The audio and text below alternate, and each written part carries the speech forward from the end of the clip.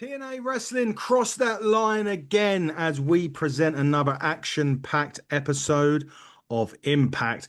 But before we get there, the huge breaking news out of TNA come last weekend at NXT Heatwave. Ash by Elegance won the TNA Knockouts Championship in a great triple threat match between Hermash Islamovich and JC Jane. But TNA has the Knockouts Championship back in its possession, and it is Ash by Elegance. And I can honestly say that is well deserved. We've said this on this channel so many times how Ash has reinvented herself, how she's worked hard, how that whole week in, week out of the promos, of her being on TV, the crowd, the character, everything that she has done in this since going to TNA has culminated in her richly deserving to win the Knockouts Championship. Whether she had help or not is another thing. Ash by Elegance absolutely deserves this opportunity, well, deserves the opportunity to become Knockouts champion and deserves the Knockouts Championship. So congratulations to Ash by Elegance. But we start TNA this week with the TNA World Champion, NXT's Trick Williams, teaming with AJ Francis against Mike Santana and Steve Macklin. I tell you what, this was a solid start to this. What I liked about this match was they kept Santana and Trick at bay for the majority of this. They had a couple of little bits and pieces in the ring, so a lot of it was, keeping them apart, and I like that. To be fair, they kept the interaction with them short and sweet. I love the heel work as a tag team, though, between Trick and AJ. I think they're really good as a team. Which, AJ was had Rich Swann. He has had Casey Navarro. He's now got Rich Swann again. There's some really, he works. AJ Francis really works well with whoever he's in that ring with, and you have to give him props for that. You really do. The finishing sequence of this match was fantastic. Macklin comes in, he hits a load of punches, knocks AJ Francis out the ring. He hits the ropes, kind of ducks the flying knee from Trick, flies out of the second rope.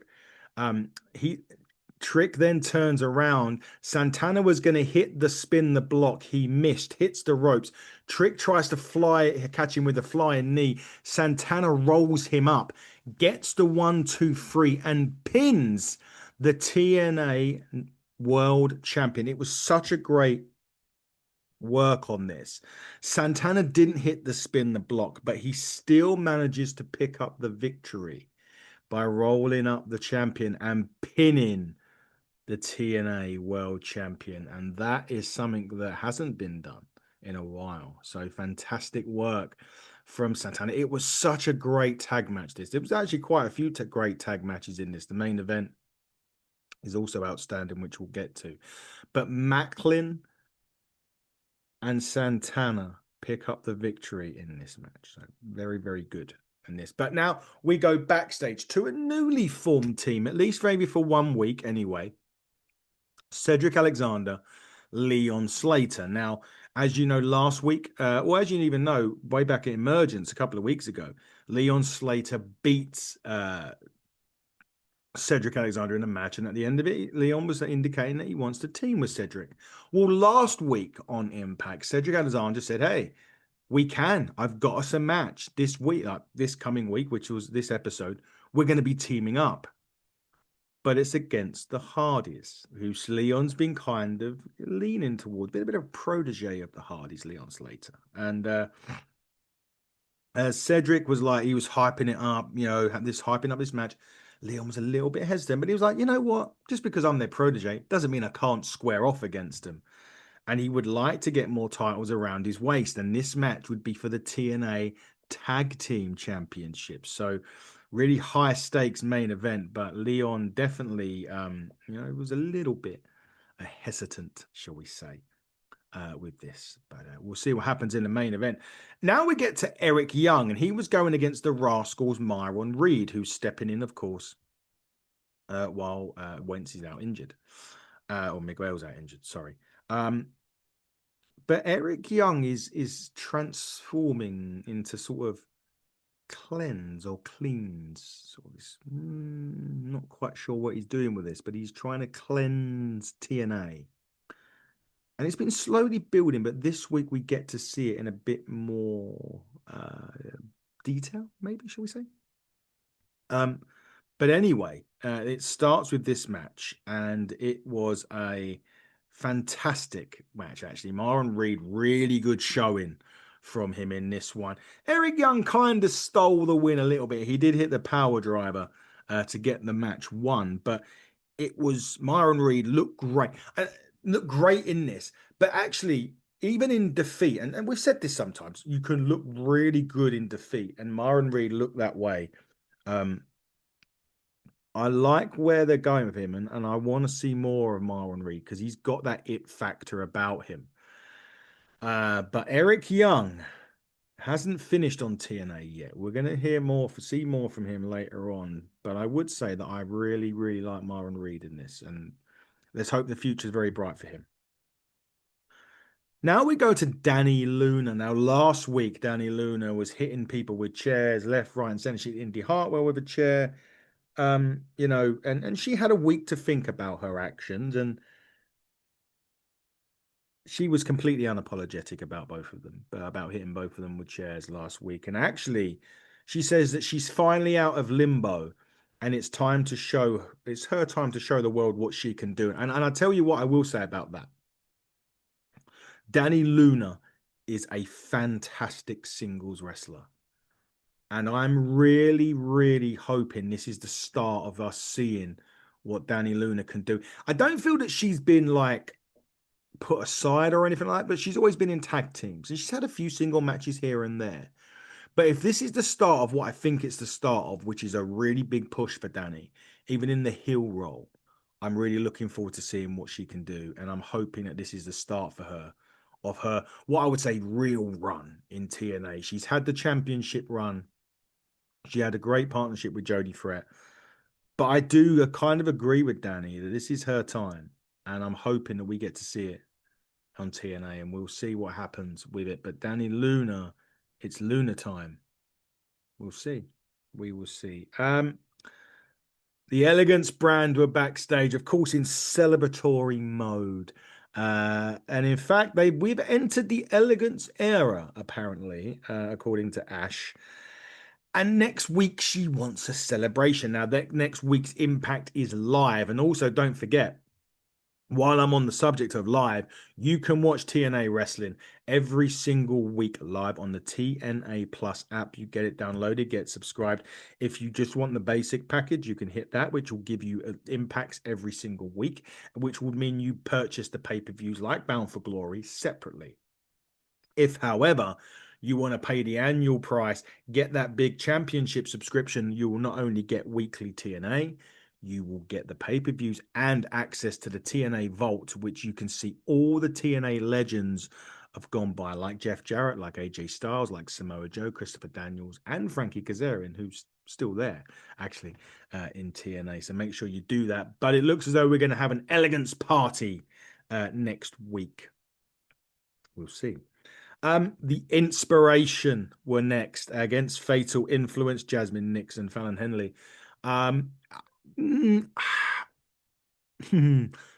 It was all right. I think the Inspiration, they're entertaining, and I like that, and you know, they're great when it comes to that. I don't quite think me saying that they're in ring work, you know, me saying it, you know, doesn't really mean anything. But I just think that there's better. And I don't mean that horribly. Jessica McKay and Cassie Lee are great people, entertaining, but polished is the word that I feel. They're not the most polished in there. But they're entertaining. But it does appear, because they won this match indeed with the idolizer, that they could be next in line for the TNA Knockouts Tag Team Championships. Interesting. Obviously held by the Elegance brand, have the titles at the minute, right? So I'm interested to see what happens there. I just think that, yeah, I don't know. I thought they would be good. I still think they're going to be great for TNA. I just think they're in ring. I don't like to say, I don't like to criticize in ring work because I'm not a wrestler. I don't have, but yeah, could have been better this one. Could have been better. But we'll see what happens with the Elegance brand and the Inspiration, who looking like they're staring down the tag team gold in TNA. Trick Williams was on the phone to his lawyer after being assaulted by Santana after the bell. He said that he didn't sign up for this. And he was telling the trainer who was trying to look at him to slow down as he was still reeling for the effects, of the Santana assault. And he told his lawyer to show up ASAP. So it's looking like we haven't seen the last of Trick Williams this week on Impact. But anyway, from one annoying person to another, Ryan Nemeth, of course, lets us all know that Nick's back next week. Fantastic. But he did get interrupted by Alicia and Eddie Edwards of the System. And they were saying, hey, fans seem to be enjoying what we're doing as of late. And Nemeth actually said, well, is this a challenge? Because if it's a challenge, we'll have it. And Eddie Edwards was the challenger. And he took Nemeth down with a chop and says, match is official. Here we go. And we come into Eddie Edwards and Ryan Nemeth. It was a nice little, actually, what I call impromptu match. And especially for those people that don't like Ryan Nemeth, the fact that he is just too damn annoying and deserves to get his mouth shut. And he did with Eddie Edwards' Boston knee pie, funnily enough. But what I'm liking now is there seems to be a change of, say, pace or change of style with the System a little bit. They've got these little side quests going on at the minute. I'm really liking it. Face turn seems to be in full swing.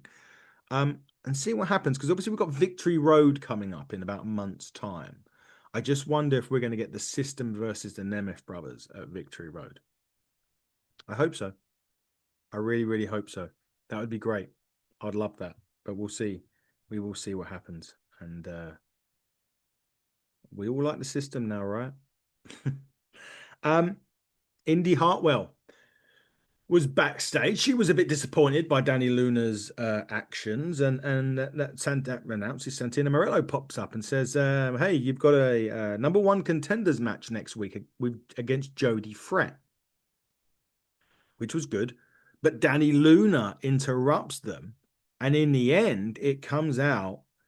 And actually, Indy Hartwell said, "Can you add Dani into this? Because we want a triple threat. We want to knock her out, basically."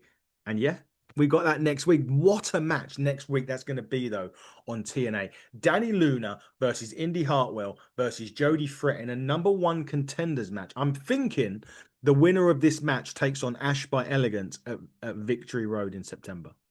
That's what I'm thinking. I don't know that factually, but I'm thinking that that's the case. So we'll see what happens there.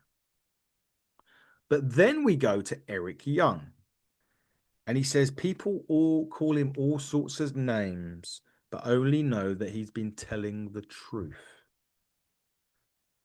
And the cleanse is coming. And Young says it all started with Joe Hendry. And in fact, it turns out that EY was standing next to a fallen Joe Hendry, which means that I think EY has been attacking Joe Hendry. What does he mean by the cleanse? To watch more TNA to find out, right? Myra Slade was next, another Knockouts division match against Tasha Steelz in this. Really good match. I like in both of these. Myra's done really well when she come in. Tasha wins the match. I was quite surprised by that. I thought she won it with the cutter. I thought that Myra may have been on a bit of more of a momentum, so to speak. And I feel as if, losing matches early, I'm not sure if what that does for her build or what they're trying to do with Myra, who's the former Jakara Jackson, for those of you that don't know. So yeah, I was a bit surprised by that. But what was more shocking was the aftermath here.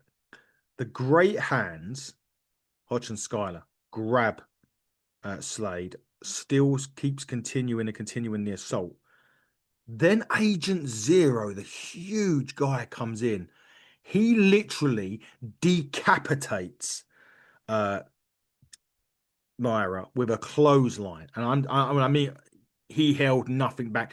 You look at the fans inside the impact zone when that clothesline happened. The camera does pan outside and you see shocked faces, you see horror on their faces. He absolutely, point of her eyes, kills her with a clothesline. But after that, the Hardy Boys music hits, massive pop. Hardy's come out, clear the ring of Agent Zero and everybody else. But I'm telling you now, it was a controversial win for Stills as well, to be honest. But it was I think, well, people say, was it the right decision? I'm not sure. I think the ending, it was shocking enough. I think it may have been even more shocking if Myra had won the match, but obviously not.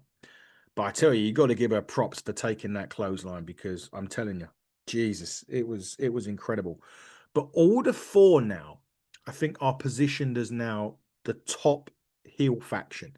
See, the system have gone the other way now, and perhaps they needed that, right? So, yeah, I feel as if the system are like the tweeners at the minute. All the four are the top heel faction, and Mustafa Ali wasn't there this week, so it was crazy. But a good, great match, and then that then takes us to the Hardys against Leon Slater and Cedric Alexander. The only thing that let this down for me was time. They didn't have enough time in this one. It needed 5, 10 minutes more. All four men delivered on this. And I don't care what anyone says, the Hardys will go down as one of, if not the greatest tag team of all time. And they are doing it at this, I'd say old age, but Matt's pushing 50. Jeff's not far behind, and they're still going out having match of the night, match of the night, match of the night. Granted, it was against Leon and Cedric, and their dynamic is brilliant. It is that I love it. This just works so well for so many reasons. Um, I just thought it was great. It really was. And it was the Swanton bomb that got the job done. But I just think that it was great. Are we going towards a Hardy's Order 4 feud? Are we heading towards a match at Victory Road between Leon and Cedric? I don't know. But this was great. This was nothing short of brilliant. I loved this match. It was fantastic. And it was the main event. So there we go. Next week, though, on Impact, Elegance Brand.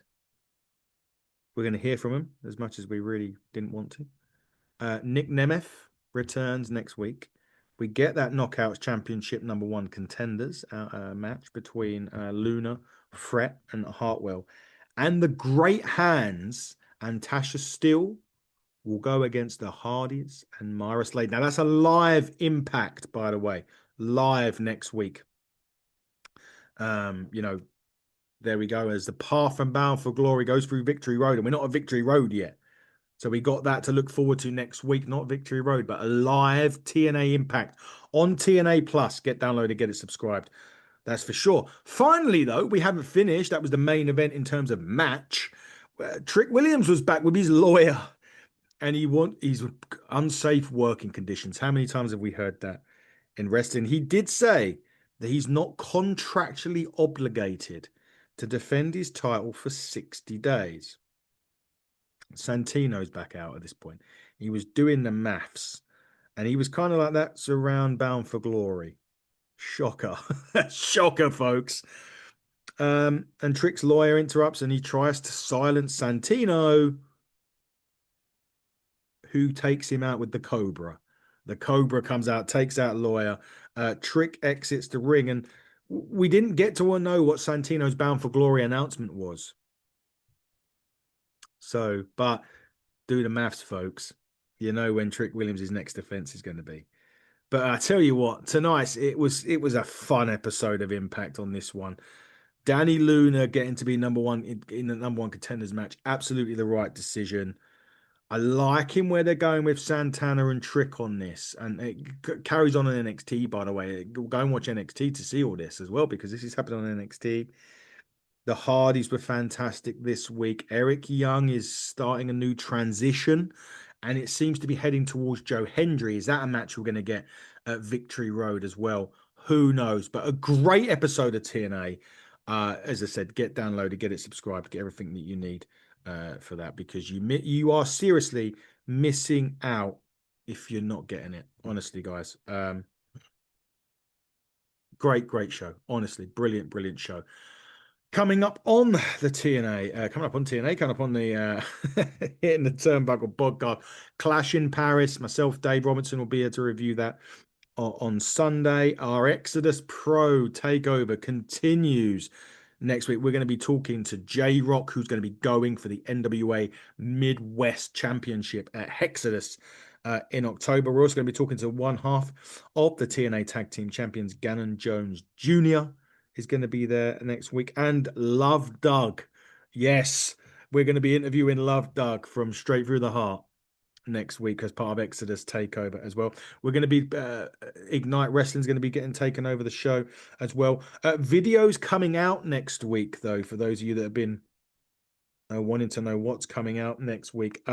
Luke Gallows interview next week, everybody. Will we hit our Wednesday next week? So you can watch the Luke Gallows interview next Wednesday. Also, the week after, the top 10 returns with Renee, a TikTok sensation, 4 million likes. We're going to be doing a top 10 oh my God moments in wrestling, which brings me nicely to something that we're going to be recording in a couple of weeks' time with David Bartolome and Will Scar. You have seen that in the videos recently. We done an interview with them, artists from If We Wrote the Theme on Spotify. We're going to be recording another top 10 very soon with Will and David, and that's going to be your top 10 wrestling video games. Looking forward to that one. Absolutely are. But yeah, everyone, look, just get downloaded, get subscribed. Big thanks to everyone. The engagement on our social platforms has massively blown up. We're talking over hundreds of thousands of engagements this month alone. Big thanks to every one of you that has engaged with us, that has watched our stuff. It is brilliant, and we can't thank you enough for that. So that brings me to following us. Follow us online, HTT Buckle on X, HTT Buckle on YouTube, Hitting the Turnbuckle podcast on all other social media platforms. We will be back this weekend with some more reviews. But until then, everybody, cross the line. Stay safe.